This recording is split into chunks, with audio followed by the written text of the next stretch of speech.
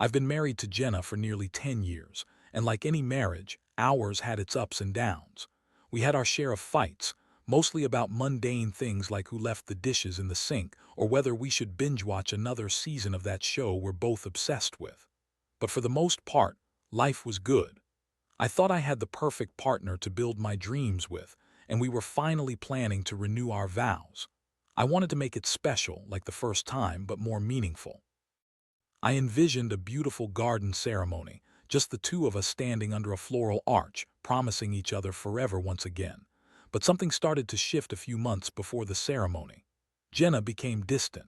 Her work hours stretched longer, and she started caring more about her looks, wearing outfits that were a little too flashy for a casual day. I brushed it off initially. Maybe she was just trying to feel more confident or something. After all, life can get monotonous, and we're all guilty of wanting to look good sometimes. But then the little things began adding up. Her phone was always turned face down. She'd get defensive if I asked about her day, and there were these odd late-night texts that seemed to light up her face in a way I hadn't seen in years. One Saturday, I had planned to surprise Jenna by finalizing the venue for our vow renewal. I had it all arranged, a quaint little garden near our home where we had shared so many memories. I thought it would be the perfect setting.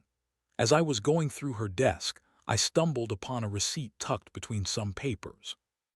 At first, I thought it might have been something mundane, but when I picked it up, I froze. It was for a hotel that I knew she had no reason to visit. I felt a pit in my stomach. I started piecing together the timeline. The late nights, her penchant for secrecy, all of it began to paint a troubling picture. I had to know for sure. It was a Saturday. I decided to play it cool, waiting for her to come home. When she walked through the door, I forced a smile, but inside I was a storm. "Hey babe, how was your day?" I asked, trying to sound casual. "Busy, you know how it is," she replied, her eyes darting around. I couldn't take it anymore. "Jenna, can you tell me what this hotel receipt is for?" I held it out like a trophy, my heart racing. Her face went pale, and for a split second I saw panic flash across her features before she masked it with irritation. "Seriously, you're going through my things now?" She snapped, but I could see the cracks forming in her confident facade. "Just tell me the truth," I said, my voice steady despite the chaos inside me. "I was with some friends. We went out for a drink," she said, her voice rising. "Why do you have to be so controlling?" It was a lie, and we both knew it. I confronted her again, pressing for details, but every excuse felt flimsier than the last. "It's not what you think," she insisted, but the denial only fueled my anger. Her behavior became more aggressive as I pushed her to admit what I knew. I felt like I was talking to a wall as she repeatedly claimed that I was overreacting, that I was just being paranoid, but the truth hung there between us, heavy and suffocating. The emotional impact was like a tidal wave. I went from shock to anger to disbelief in seconds. How could she betray me like this? It felt like my whole world was crumbling. I had spent years building this life, this marriage, and the foundation was rotting beneath me. The sadness settled in my chest like a stone, suffocating and heavy, making it hard to breathe. I needed a way out of this emotional turmoil. I started thinking about my options. Should I fight for our marriage, or was it time to consider my own happiness? I was trapped in a whirlwind of emotions, but one thing was clear. I couldn't let this go on any longer. I had to decide how to move forward, not just for Jenna, but for myself. As the days went by, I found myself in a constant cycle of anger and despair. I replayed the confrontation with Jenna over and over in my mind, searching for the right words I should have said or the evidence I should have presented. I felt like I was losing my grip on reality. The pain was like a dull ache in my chest that refused to fade, but amidst that pain, a fire ignited. I couldn't let her betrayal define me. I needed to reclaim my life. One evening, after another uneventful conversation with Jenna where she insisted everything was fine, I decided to dig a little deeper. I took her phone when she left the room to grab a drink. I know it's not the most honorable thing to do, but desperate times call for desperate measures. I was determined to find the truth, and I needed hard evidence. Scrolling through her messages, I was struck by a wave of nausea. There it was, plain as day, a string of flirtatious texts with someone named Mark. I didn't know who he was, but it didn't matter. The words were filled with intimate exchanges, and she used terms of endearment that she'd never used with me in years. The betrayal stung like 1,000 needles piercing my heart. I felt the weight of the world on my shoulders. I put the phone down, my hands trembling. My mind raced as I read through the messages, each one revealing a little more of her deceit. Jenna had been lying to me for months, planning her escapades while I poured my heart into planning our vow renewal. I remember sitting on the edge of our bed, staring blankly at the wall, feeling hollow and furious all at once. I wanted to scream, to confront her right then and there. But I needed to have a plan. I couldn't let her manipulation take the lead anymore. Over the next few days, I began crafting my revenge. I wanted her to feel the weight of her actions, the pain she had inflicted on me. I plotted my next move carefully, like a chess player anticipating his opponent's every move. Every time Jenna came home late or evaded my questions, my resolve grew stronger. I had to execute this plan flawlessly. I started by reaching out to some of my close friends to discuss my situation. They were supportive, but I sensed their discomfort when I mentioned revenge. They advised me to think about what I was doing, that revenge might not lead to closure. But they weren't in my shoes. They didn't know the level of betrayal I was facing. I decided to take things further. I knew Jenna had a work event coming up in a week. I had the perfect opportunity to set my plan into motion. I contacted Mark, the guy she had been texting, through a social media platform where he was active. I told him that Jenna was cheating on me, and I asked him if he wanted to join me in confronting her. I was surprised when he agreed, almost eager to confront her deceit. It turned out he had no idea she was married, and that revelation seemed to ignite a spark of camaraderie between us. As the day of the event approached, I felt a mix of excitement and dread. I was actually going to go through with this. I wanted to see the look on her face when she realized that the web of lies she had spun was about to unravel spectacularly. I wasn't just doing this for me. I was doing it for every moment she had stolen from me, every lie she'd told, every dream we had shared that now felt tainted. Finally, the day of the event came. I wore my best suit, looking polished and composed, a stark contrast to the turmoil brewing inside me. My heart raced as I walked into the venue, scanning the crowd for Jenna. She looked stunning as always, but I felt no pleasure seeing her that night. I was here for a different reason. When I spotted her with Mark, I felt a surge of adrenaline. I could barely contain my emotions. She was laughing, playing the part of the perfect wife, while I knew the truth. I took a deep breath and approached them, Mark right behind me. As I got closer, I could see the confusion on her face. It was a twisted satisfaction that washed over me. "Jenna," I called out loud enough for the nearby tables to hear. Her smile faltered and she turned to face me, her eyes widening in shock. "We need to talk." The amusement drained from her face as she glanced at Mark, who looked equally bewildered. I didn't care. I had come too far to turn back now. "What's going on?" she asked, her voice strained. I could see her attempting to piece together the situation. "Why don't you tell me?" I replied, my voice steady as I gestured to Mark. "I think he wants to know why you've been sending him flirty texts." The color drained from her face as realization hit. She opened her mouth to speak, but all that came out was a weak stutter. It was the moment I had been waiting for, the moment I could finally expose her lies. I felt a sense of power rise within me, a feeling I had lost in the wake of her betrayal. The confrontation sent shockwaves through the room, and I could sense that I was about to unleash chaos, but I was prepared for it. I had played my cards right, and now the truth was about to come crashing down. As the din of chatter around us faded into an eerie silence, I could feel every eye in the room drawn toward us. Jenna's expression morphed from surprise to something akin to panic. She glanced between me and Mark, her mind racing to piece together an escape route out of this situation. I could see her heart pounding in her chest, and honestly, it felt good to finally be the one in control. "Mark, I can explain," Jenna finally stammered, her voice trembling as she started to backpedal, trying to construct some form of damage control. "It's not what you think, we were just having fun." "Fun?" I repeated, incredulous. "Fun? Is that what you call cheating on your husband?" Is that how you treat the man who loves you? Mark stood there looking lost. As he glanced at Jenna, I could see a flicker of realization dawning on his face.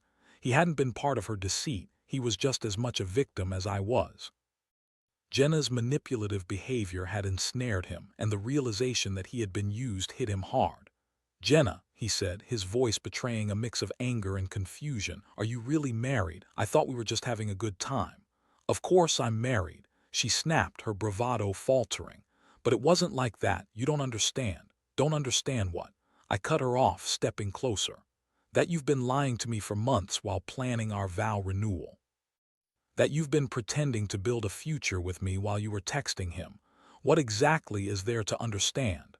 The room felt charged with tension, and people started to murmur among themselves. I could practically hear the gears turning in their heads as they processed what was unfolding before them.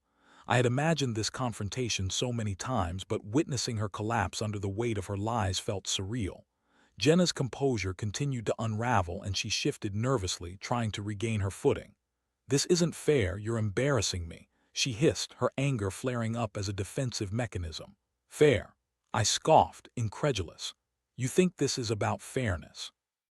You've been living a lie, and you're worried about looking good in front of your friends.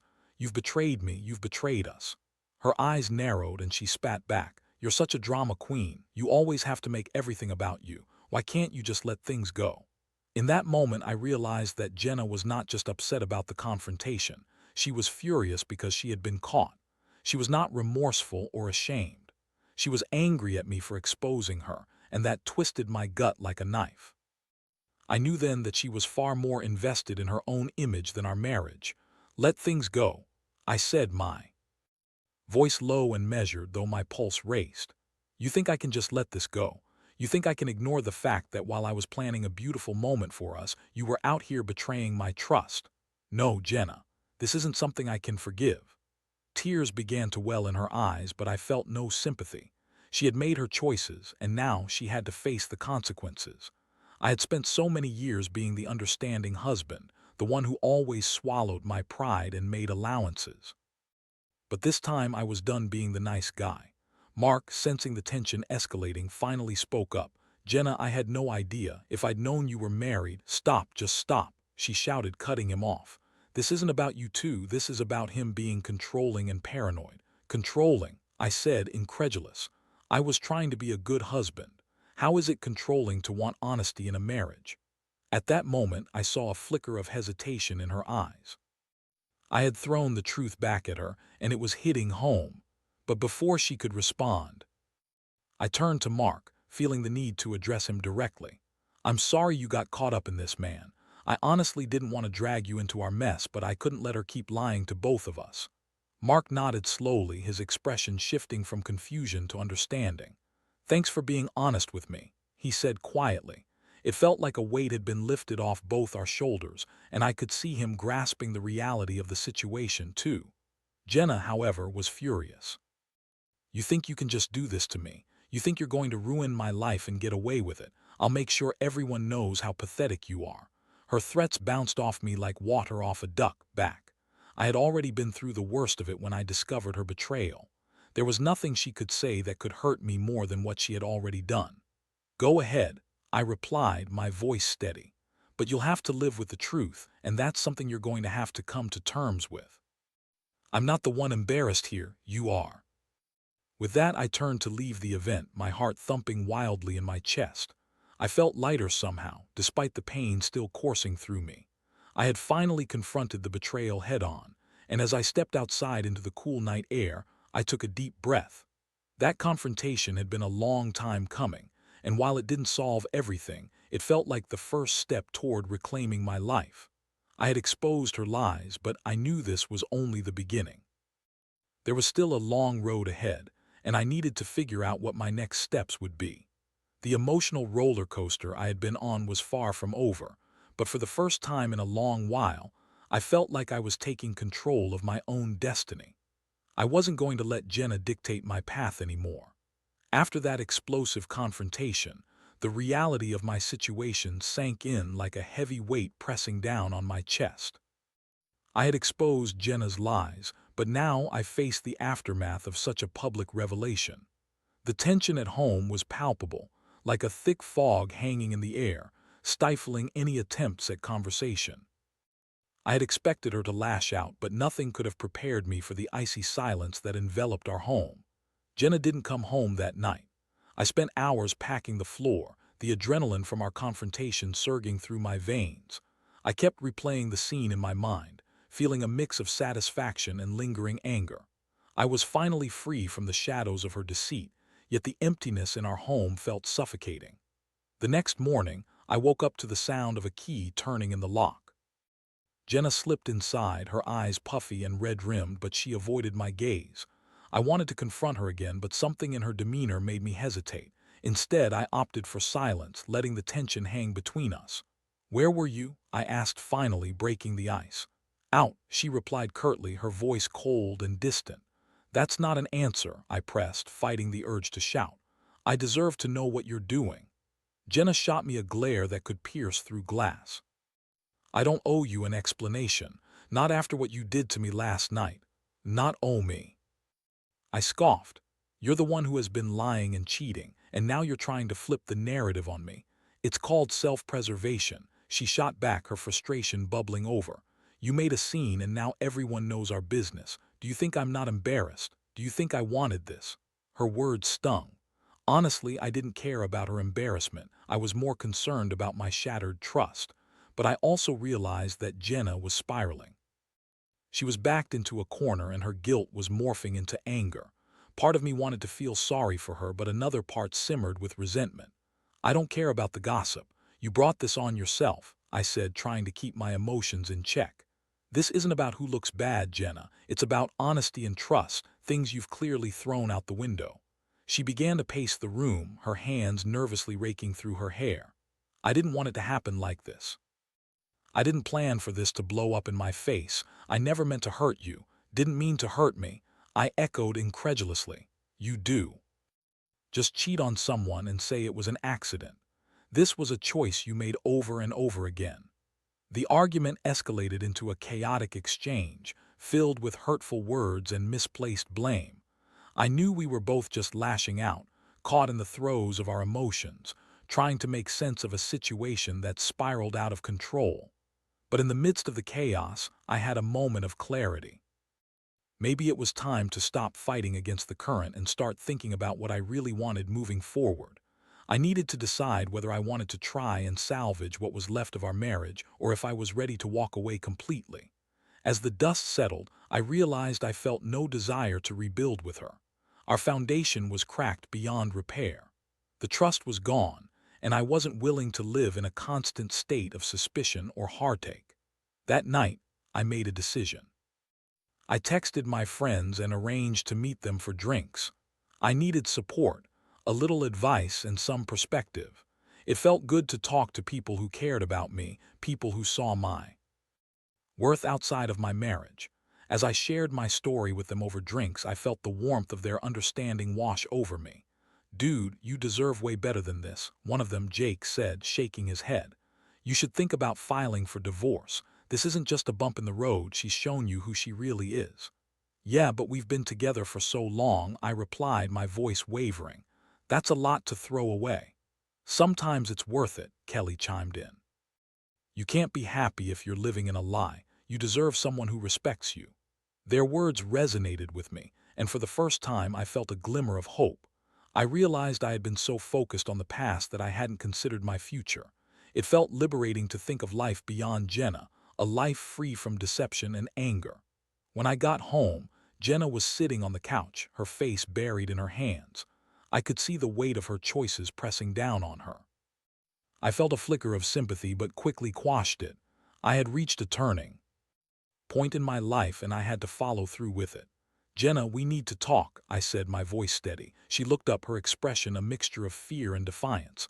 "What now? More yelling?" "No yelling," I said, taking a deep breath to calm myself.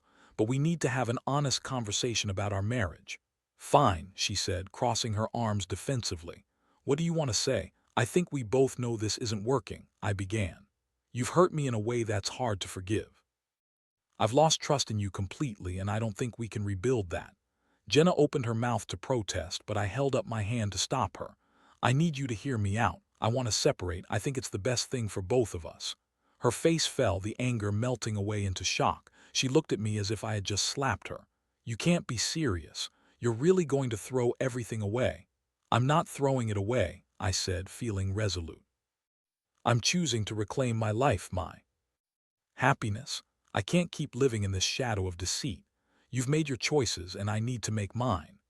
The tears that streamed down her face told me she was finally grasping the gravity of the situation. For once, I felt empowered. I had stood my ground, and I was ready to move forward without her. As I walked away, I felt a weight lift off my shoulders. I knew it would be a long and painful journey ahead, but I was ready to embrace the unknown. I was ready to rediscover myself and find happiness again, even if that meant leaving behind a significant chapter of my life. It felt like I was finally stepping into the light after being lost in darkness for too long. In the weeks that followed my decision to separate from Jenna, life took on a new rhythm. I moved into a small apartment nearby, filled with the bare essentials and the remnants of a life I once shared with her. At first, it felt like I was living in a limbo, caught between the past and the future. I spent my days going through the motions, working, eating, and trying to piece together the fragments of my shattered heart. The emotional toll was relentless. Some days I felt liberated. I could finally breathe without the weight of betrayal hanging over me. Other days, waves of loneliness and sadness crashed over me, leaving me gasping for air. I missed the intimacy we once shared, the little moments that made our marriage feel real. But each time I felt tempted to reach out to Jenna, I would remind myself of the lies and betrayal that had led us to this point. Jenna tried to reach me multiple times after our confrontation, but I kept my distance. I needed this space to heal, to think clearly away from her manipulations. I felt a strange mixture of pity and anger whenever her name popped up on my phone. It was clear she was struggling with the fallout of her choices, but I was not interested in being her emotional crutch. One Friday night, I met up with my friends for drinks again. It had become something of a ritual for us, and they were a much-needed source of comfort. As we sat in the bar, sharing stories and laughter, I began to feel a sense of normalcy returning to my life. Jake had even convinced me to join a local gym, a way to channel my hurt into something productive. I've signed you up for a yoga class, he said, grinning as he took a swig of his beer. Yoga? I raised an eyebrow, incredulous. You're kidding, right? Nah, man, it's great for stress relief. You need to find a way to let that anger go, he replied, nudging me playfully. I agreed, mostly to humor him, but I secretly saw it as a chance to clear my mind. So the following week, I found myself awkwardly stretching in a room filled with a mix of seasoned practitioners and clueless newbies like me. At first, I was frustrated. I felt out of place, battling my own self-doubt. But as the instructor led us through the poses, something shifted within me. For the first time in a long time, I felt a flicker of peace. As the class wrapped up and we settled into the final meditation, I closed my eyes and allowed myself to reflect on my journey. I realized that I was slowly rediscovering who I was outside of my marriage. I found solace in the realization that I could be my own person again, separate from the identity I had built with Jenna. But just as I began to reclaim my life, I received a text from her one evening. The message was simple, but it sent my heart racing. Can we talk? I need to see you. For a moment, I hesitated. Part of me was tempted to respond, to give her a chance to explain herself further. But then I remembered the pain, the betrayal, and all the sleepless nights I had endured because of her. I couldn't let her back in so easily. I ignored the message, but it lingered in my mind like a ghost. Days turned into weeks, and Jenna continued to text me sporadically. Some messages were apologetic, others were accusatory, but none of them moved me. I was steadfast in my resolve. I had made the choice to prioritize my well-being, and every time I read her words, it reaffirmed my stance. Then one evening, as I was packing for a weekend getaway with my friends, I received a phone call from Jenna. My heart raced. I hadn't heard her voice in so long, I almost didn't pick up, but curiosity got the best of me. Hello, I said cautiously. "Please, can we talk?" she pleaded, her voice shaky. "I really need to see you. It's important." I took a deep breath, weighing my options. Part of me wanted to have this conversation to finally get closure, but another part of me was terrified of what it could lead to. Still, I agreed to meet her, wanting to confront the lingering feelings I had kept bottled up for so long. Chose a small cafe, a neutral ground where we could talk without the weight of our past home pressing down on us. As I walked in, I saw her sitting at a corner table, her hands nervously wrapped around a coffee cup. She looked different, hollowed, almost fragile. The confident woman I had known felt like a ghost of the past. "Thanks for meeting me," she said quietly, her eyes darting away as I joined her. "I know things have been rough between us." I nodded, keeping my expression neutral. "I'm listening." "I've been doing a lot of thinking since everything happened," she began, her voice trembling. "I know I hurt you and I'm so sorry. I messed up and I wish I could take it back." "I don't think you can," I replied, my voice steady but firm.